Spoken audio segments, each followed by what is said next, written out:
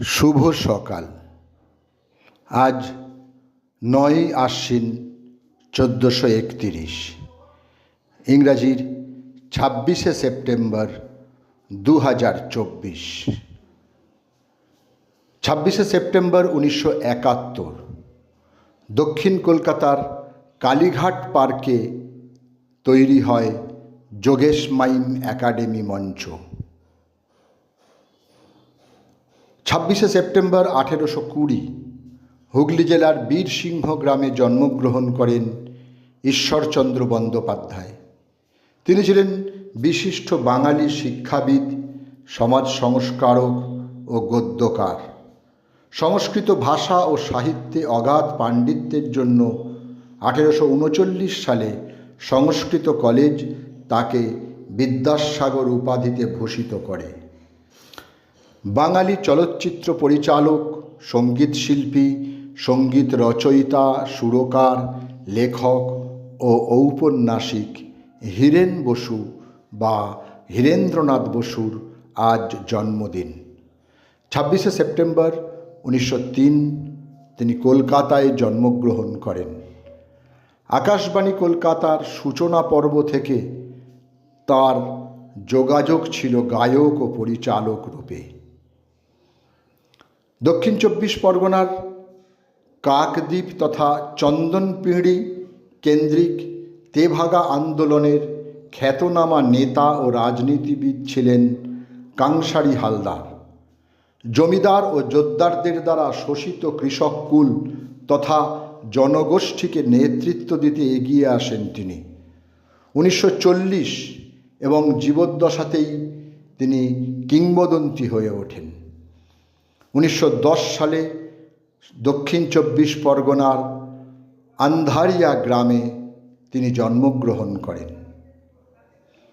জিদ্দি, জাল, taxi driver, Insaniyat, ফন্টুস, কালা পানি, হাম দোনো, তেরে ঘর কে সামনে ইত্যাদি হিন্দি চলচ্চিত্রের সফল হিরোর নাম দেব আনন্দ। তিনি 2001 সালে পদ্মভূষণ ও 2002 সালে দাদা সাহেব ফালকে পুরস্কারে সম্মানিত হন। আজ তাঁর জন্মদিন। সময়টা 1923। স্বাধীন ভারতবর্ষের চতুর্দশ প্রধানমন্ত্রী মনমোহন সিংয়ের আজ জন্মদিন। 26শে সেপ্টেম্বর 1932 পাঞ্জাবের গাহতে, যা বর্তমানে পাকিস্তানের চকওয়াল জেলা, এক শিখ পরিবারে তিনি জন্মগ্রহণ করেন। অস্ট্রেলিয়া ক্রিকেট দলের ডানহাতি মিডল অর্ডার ব্যাটসম্যান ইয়ান চ্যাপেলের আজ জন্মদিন। সময়টা 1943। 1971 থেকে 1975 তিনি ছিলেন অস্ট্রেলিয়া দলের অধিনায়ক। তাঁর পুরো নাম ছিল ইয়ান মাইকেল চ্যাপেল।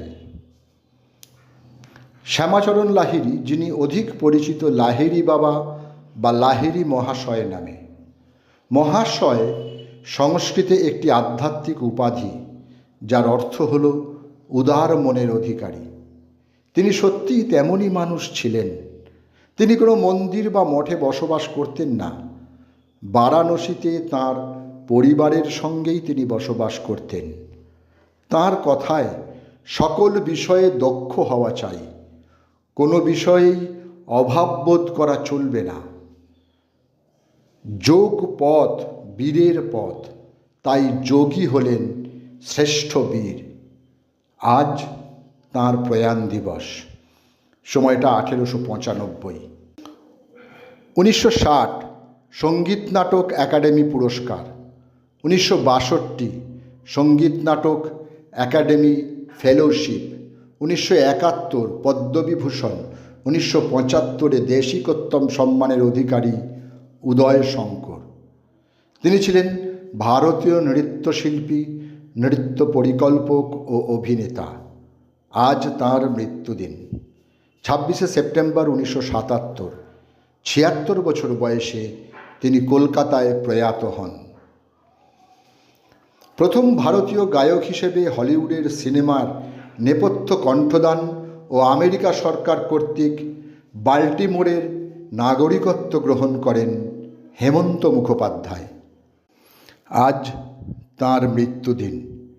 সময়টা 1989। আনন্দধারা বইটিতে তিনি এক জায়গায় লিখেছেন, সারা পৃথিবীর গানের সুরকে আয়ত্ত করে নতুন সুর সৃষ্টি করলেন রবীন্দ্রনাথ। সেই সুরের আলপনাকে বাংলা গানে ছিটিয়ে দিলেন তিনি।